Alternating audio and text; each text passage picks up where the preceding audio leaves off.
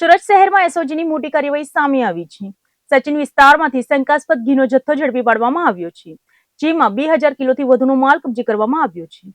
સુરત શહેરમાં નકલી ખાદ્ય પદાર્થો સામે એસઓજી દ્વારા મોટી કાર્યવાહી હાથ ધરવામાં આવી છે। સચિન વિસ્તારમાં એક ગોડાઉનમાં શંકાસ્પદ ઘીનું વેચાણ થઈ રહ્યું હોવાની બાતમીના આધારે પોલીસ અને આરોગ્ય વિભાગે સંયુક્ત ઓપરેશન હાથ ધર્યું હતું। શહેર એસઓજીને ચોક્કસ માહિતી મળી હતી કે સચિન વિસ્તારમાં આવેલા એક ગોડાઉનમાં મોટા પાયે શંકાસ્પદ ઘીનો જથ્થો સંગ્રહિત કરવામાં આવ્યો છે અને ત્યાંથી તેનું વેચાણ પણ કરવામાં આવી રહ્યું છે। જે બાતમીના આધારે શહેર એસઓજી અને પાલિકાના આરોગ્ય વિભાગની ટીમે સંયુક્ત રીતે દરોડા પાડ્યા હતા। દરોડા દરમિયાન ગોડાઉનમાંથી અંદાજિત 2000 કિલોથી વધુ તૈયાર ઘીનો જથ્થો કબજે કરવામાં આવ્યો હતો। આ સાથે જ અંદાજે 1700 કિલો જેટલો રો મટીરીયલનો જથ્થો પણ જપ્ત કરવામાં આવ્યો છે, જેનો ઉપયોગ ઘી બનાવવામાં થતો હોવાનું માનવામાં આવી રહ્યું છે। કાર્યવાહી દરમિયાન પોલીસે સ્થળ પરથી 2 લોકોની અટકાયત કરી છે અને તેમની પાસેથી વધુ પૂછપરછ શરૂ કરી છે। પોલીસ અને આરોગ્ય વિભાગ દ્વારા અલગ અલગ ઘીના નમૂનાઓ લેવામાં આવ્યા છે અને તેને લેબોરેટરીમાં તપાસ માટે મોકલવામાં આવ્યા છે। તપાસના રિપોર્ટ આવ્યા બાદ જ આ મામલે આગળની કાયદેસરની કાર્યવાહી હાથ ધરવામાં આવશે। પ્રાથમિક રીતે સૂત્રો પાસેથી મળતી માહિતી મુજબ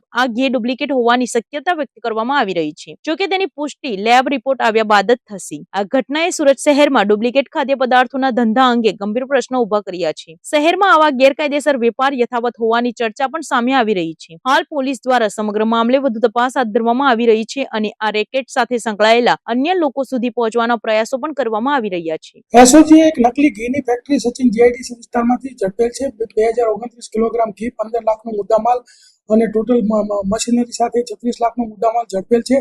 અને આ ઘી જે છે એ પામ ઓઇલ, વનસ્પતિ ઘી, પછી એસેન્સ અને બીજી જે અમુક રાસાયણિક દ્રવ્યો ઉમેરીને બનાવતા હતા। જે રીતના વેપારીઓ એમની પાસે ગુણવત્તાવાળું માગે એવા પ્રકારની કિંમતનું આ લોકો બનાવતા હતા અને એ રીતે ભેળસેળ કરતા હતા। સમગ્ર સાઉથ ગુજરાતની અંદર આ લોકો વેચતા હતા।